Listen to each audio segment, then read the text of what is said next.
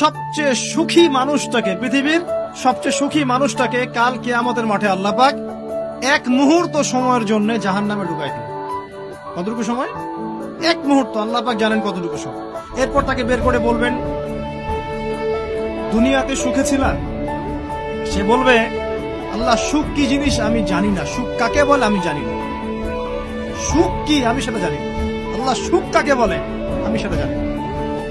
আর এই পৃথিবীর সবচাইতে নির্যাতিত, নিপীড়িত এবং দুঃখ ক্লেশে ভরা মানুষটাকে আল্লাহ পাক এই এক মুহূর্তের জন্য জান্নাতে ঢুকিয়ে দিয়ে বের করে নিয়ে আসবে।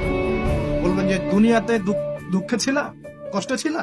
এই ব্যক্তি বলবে, আল্লাহ কষ্ট কি জিনিস আমি জানি না, কষ্ট কাকে বলে আমি কষ্টের সংজ্ঞাই জানি না। এই ব্যক্তির তাকদিরে কি হবে পরে?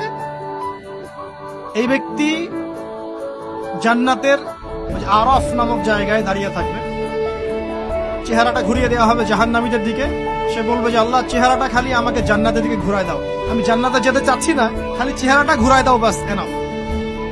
আল্লাহ বলবেন আর কিছু চাবো না তো? না, আর কিছু চাবো না। ঠিক আছে, চেহারা ঘুরাই দেব।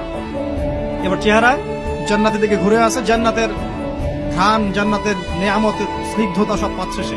এবার বলছে আল্লাহ শুধু দরজার কাছে নিয়ে যেয়ে রেখে দাও, ঢুকতে চাবো না। আল্লাহ বলবেন যে এইবার কথা দিয়ে কথা রাখবা? ঠিক আছে, জান্নাতের দরজার সামনে গিয়ে রেখে দাও।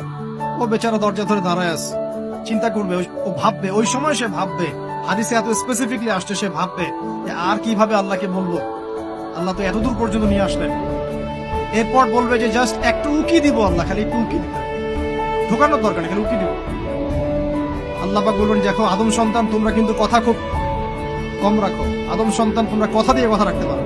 ওই যে আদম আলাইহিস সালামকে বলা হয়েছিল না, ওয়ালা তাকরাবা হাদিহি শাজারা, তোমরা গাছের কাছে যেও না, তাও তারা গাছের কাছে চলে গেলেন। তোমরা কথা দিয়ে কথা রাখো না। এবার উকি দিয়ে সে বলবে, আল্লাহ এতদূর যখন নিয়ে আসছো, আল্লাহ আমাকে আর এখান থেকে দূরে ঠেলে দিও না, আমাকে ঢুকাই দাও আল্লাহ জান্নাতে। আল্লাহ পাক তাকে জান্নাতে ঢুকাই দিবেন এবং এই দুনিয়ার চাইতে 10 গুণ বড় জান্নাত তাকে দিবেন ইনশাআল্লাহ।